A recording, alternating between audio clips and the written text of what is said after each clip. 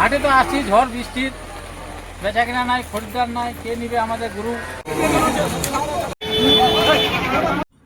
টোটোয় বসে যাচ্ছি দুর্গাপুর হাটে। টোটোয় বসা মাত্র দেখছি চতুর্দিকে জল, বৃষ্টি, আমার প্যান্ট পর্যন্ত ভিজে গেল। আর টোটোটা এমনভাবে ছুটছে মনে হচ্ছে রাজধানী এক্সপ্রেস। এমনকি টোটোর গ্লাস পর্যন্ত ভিজে গেছে, সামনে দেখা ঠিক মতো যাচ্ছে না। দুর্গাপুর হাটে পৌঁছালাম, চতুর্দিকে দেখছি জল, কাদা। তারপরে দেখছি চতুর্দিকে গরু আর গরু, কিন্তু সমস্যা হচ্ছে গরু কেনার কোনো লোক দেখতে পাচ্ছি না। এই বিষয়টাই জানার জন্য আমার হাটে আসা। চলুন শুরু করি আজকের ভিডিও।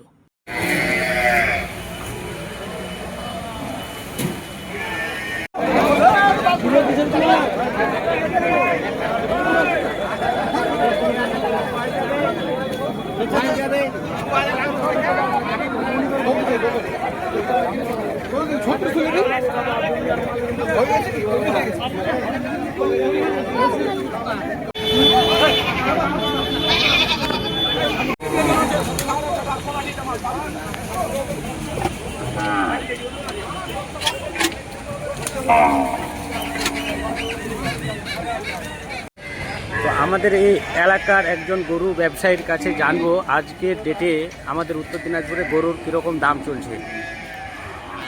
হাটে তো আসছি ঝড় বৃষ্টির, বেচা কিনা নাই, খরিদ্দার নাই, কে নিবে আমাদের গরু।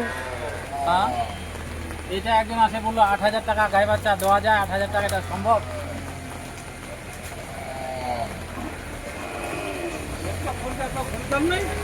গরুর দাম নাই।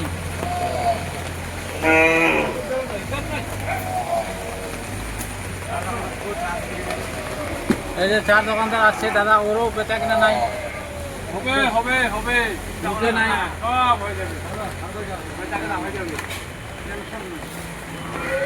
ধৈর্য ধরবো হবে, কতদিন ধৈর্য ধরবো? সরকার বসে 2.5 মাস হয়ে গেল, আমাদের বেচা কিনা নাই। এখন আমরা কি খাবো? নুন পানি নুন পানি। কি খাবো আমরা এখন? তো দেখলেন বন্ধুরা আমাদের রাজ্যের কি একটা পরিস্থিতি।